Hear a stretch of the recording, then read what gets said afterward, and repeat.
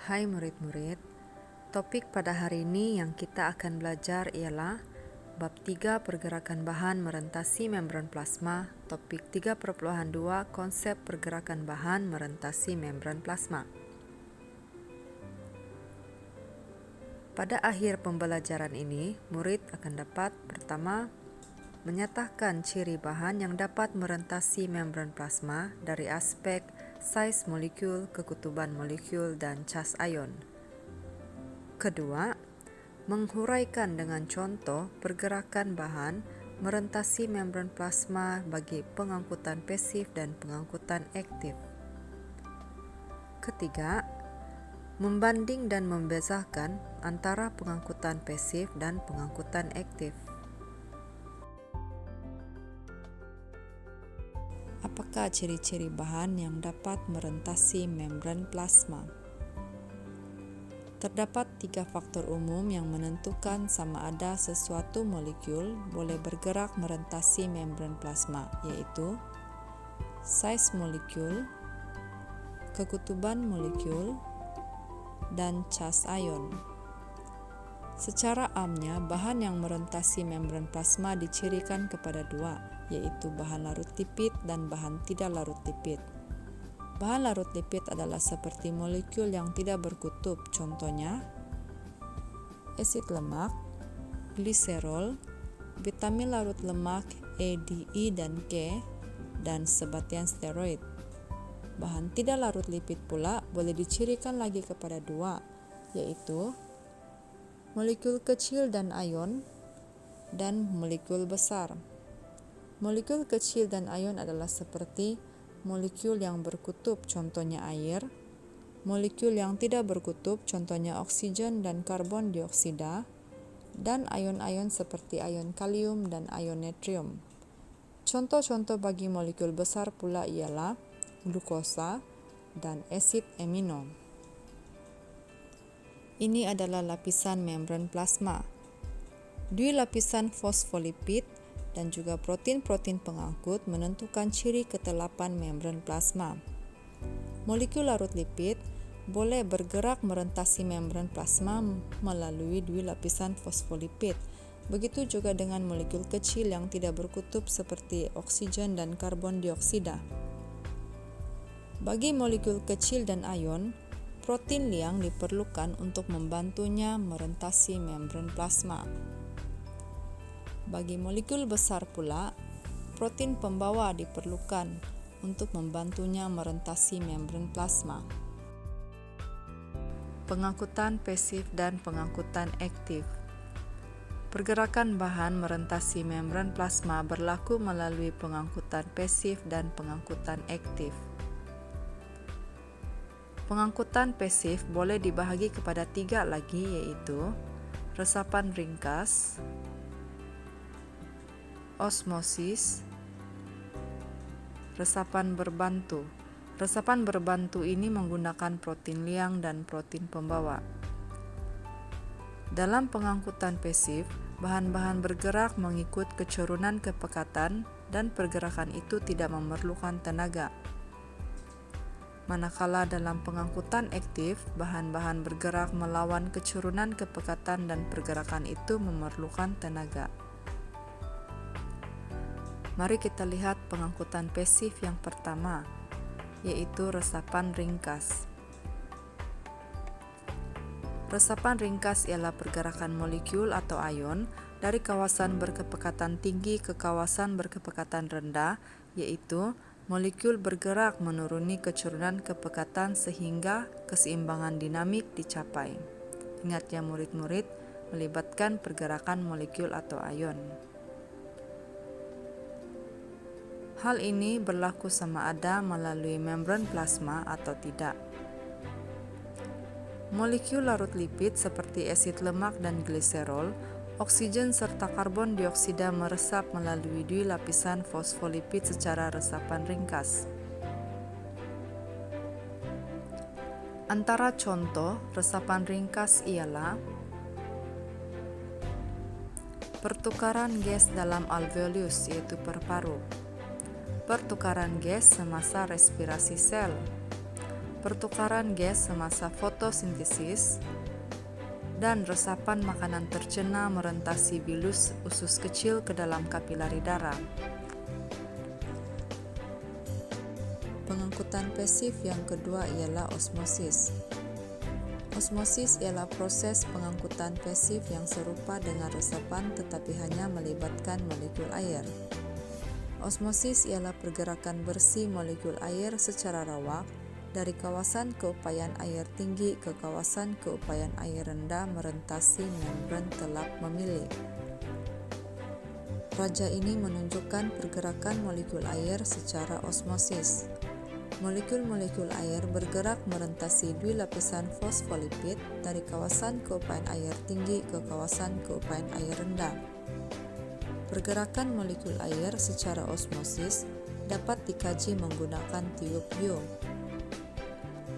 Di bahagian tengah tiup U dipisahkan oleh satu lapisan membran telap memilih.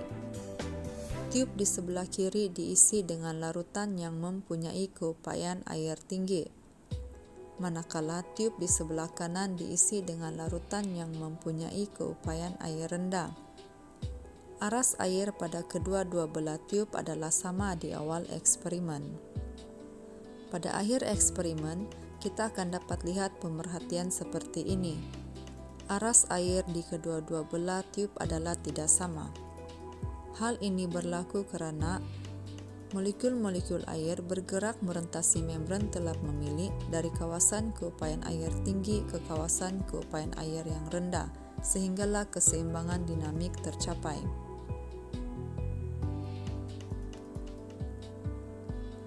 Antara contoh osmosis ialah penyerapan air pada dinding kolon yaitu usus besar, penyerapan air tanah oleh akar rambut tumbuhan, pergerakan air dari satu sel ke sel yang bersebelahan.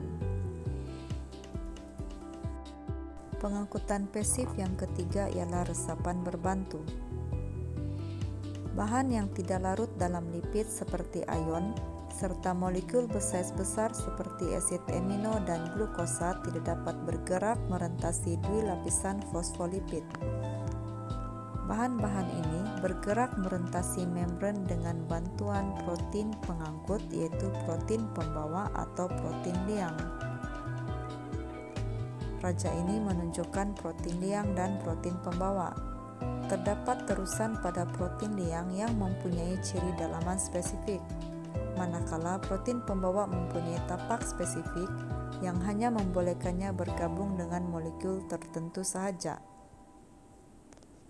Resapan berbantu tidak memerlukan tenaga kerana protein pengangkut mengangkut bahan-bahan mengikut atau menuruni kecurunan kepekatan.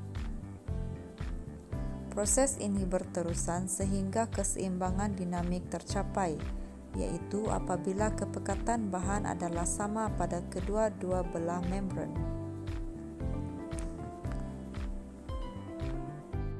Molekul bersaiz besar seperti molekul glukosa merentasi membran plasma secara resapan berbantu yaitu melalui protein pembawa.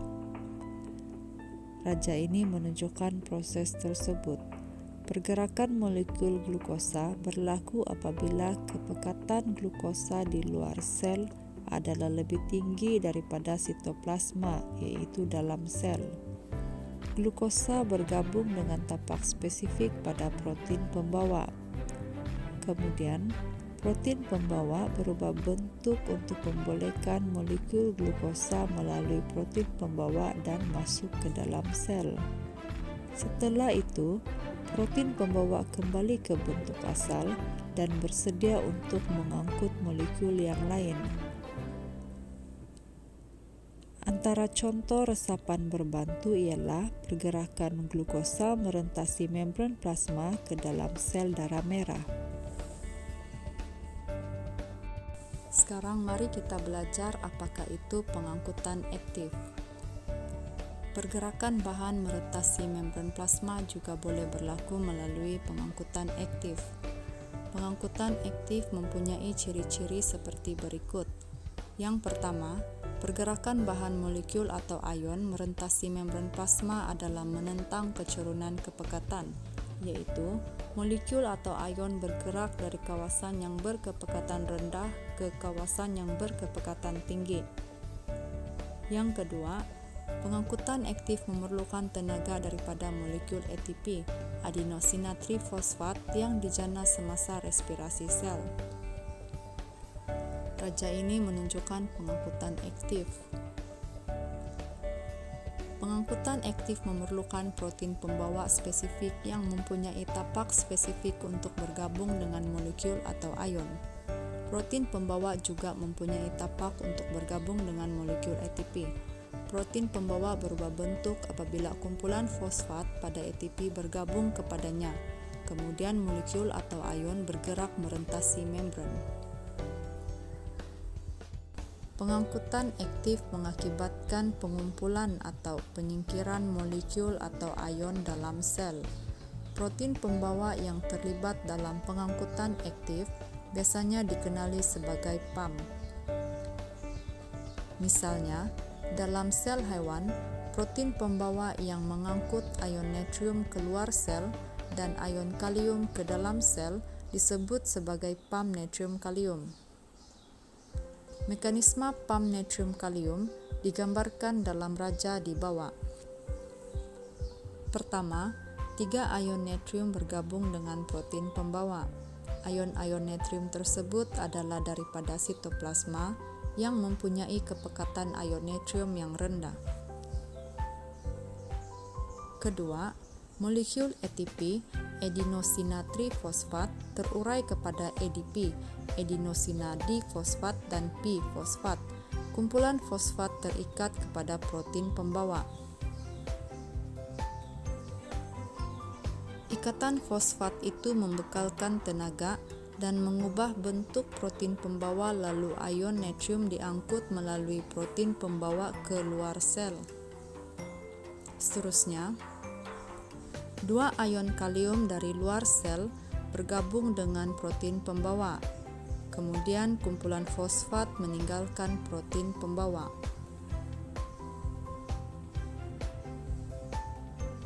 Kehilangan kumpulan fosfat itu mengembalikan bentuk asal protein pembawa. Ion kalium diangkut melalui protein pembawa ke dalam sel.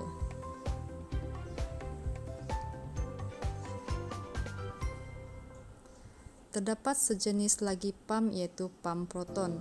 Contohnya, PAM proton yang terdapat pada sel epitelium yang melapisi rongga perut. PAM proton menyebabkan kandungan perut berasid. Tenaga daripada ATP membolehkan ion hidrogen diangkut melalui protein pembawa, yaitu PAM proton, keluar sel. Hal ini menyebabkan pengumpulan ion hidrogen dan penghasilan asid dalam rongga perut. Contoh pengangkutan aktif ialah penyerapan garam mineral terlarut, yaitu ion, pada akar rambut. Seterusnya, mari kita lihat perbandingan di antara pengangkutan pasif dan pengangkutan aktif. Peta bui berganda di bawah menunjukkan persamaan dan perbezaan pengangkutan pasif dan pengangkutan aktif. Persamaan bagi pengangkutan pasif dan pengangkutan aktif ialah kedua-duanya mengangkut bahan merentasi membran dan berlaku melalui membran telap memilih. Perbezaan yang pertama ialah pengangkutan pasif tidak memerlukan tenaga, manakala pengangkutan aktif memerlukan tenaga. Perbezaan yang kedua ialah pengangkutan pasif berlaku mengikut kecurunan kepekatan, manakala pengangkutan aktif berlaku menentang kecurunan kepekatan.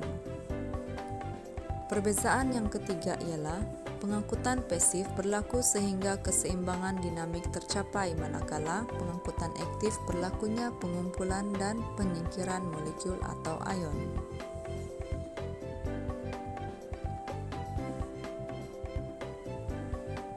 Latihan 3.2. Murid dikehendaki salin dan jawab soalan dalam buku latihan. Raja di bawah menunjukkan pergerakan bahan merentasi membran plasma. Berdasarkan raja ini, kepekatan bahan di luar sel adalah lebih tinggi daripada kepekatan bahan di dalam sitoplasma. Pergerakan bahan sama ada keluar atau masuk dapat dikenal pasti daripada arah anak panah. Asid lemak, oksigen, air, glukosa, dan ion kalium bergerak daripada luar sel ke dalam sitoplasma, manakala ion natrium bergerak daripada sitoplasma ke luar sel. Soalan-soalannya adalah: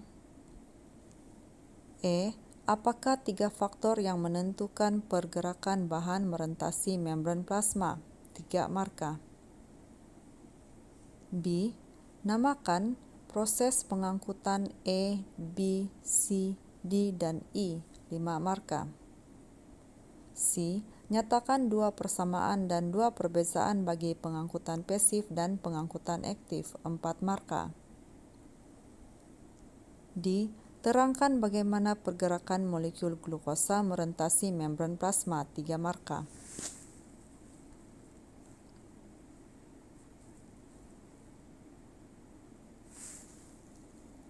Sekian daripada Cikgu, terima kasih kerana menonton dan selamat belajar.